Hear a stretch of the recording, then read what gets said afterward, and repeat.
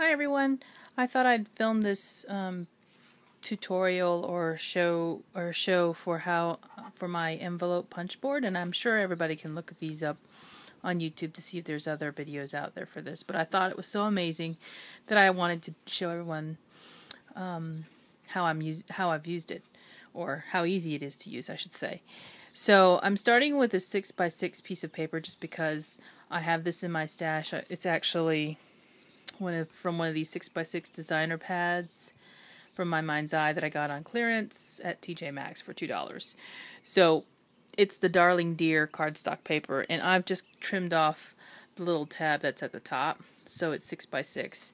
And actually a 6x6 envelope, according to the punch board, will fit a 3x4 card. And then the score line is at 2 5/8. So you see this measurements over here. You're going to find the score line for 2 5/8, and we're going to start at one side.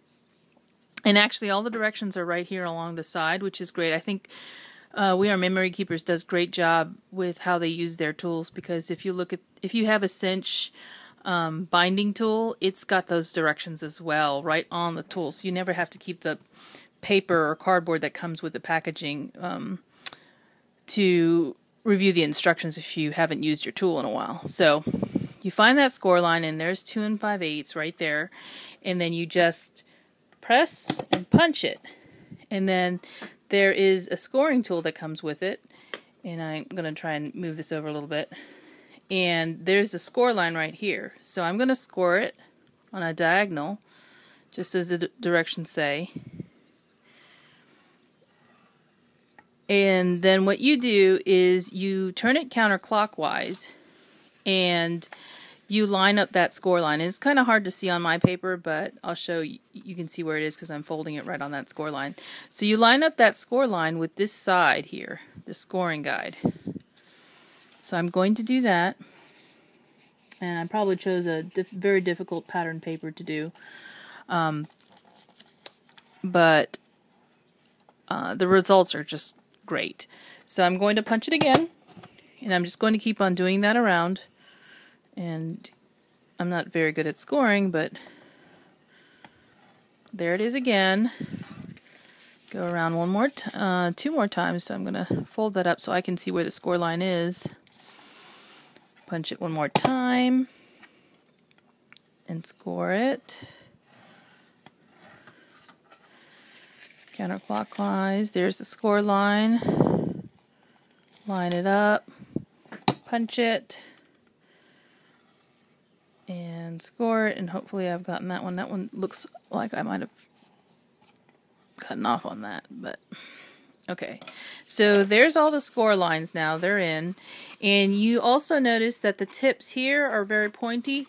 The punch board has a punch on the opposite side. It's on this, let's see if I can get it in the camera, right here. And you can put the tip down in there and round that corner. See? So I'm going to do that on all 4 sides. And I'm just holding this up. Normally it would be on a table, but I want to get in the camera. And I'm not having to press very hard, so it's really great. So I've got all 4 sides done. This is what my piece of paper now looks like. You can see the score lines. I'm just going to fold it. Actually, I'm going to fold it the other way because I scored it, mounting in. So I chose this paper because the pattern, it is double-sided, so the pattern on the back is just more of like a solid gray texture. I don't know if you can see that. And there is my envelope. Isn't that great? So you would then just glue down, the sides here with your, your, what do you call it, ATG gun. And you are all set, other than, of course, making the card. And now I can make cards from the same stack and have, a coordinating envelope with it. And I can even, if I wanted to emboss this, I could do that as well prior to me making the actual folded card, or envelope, I'm sorry.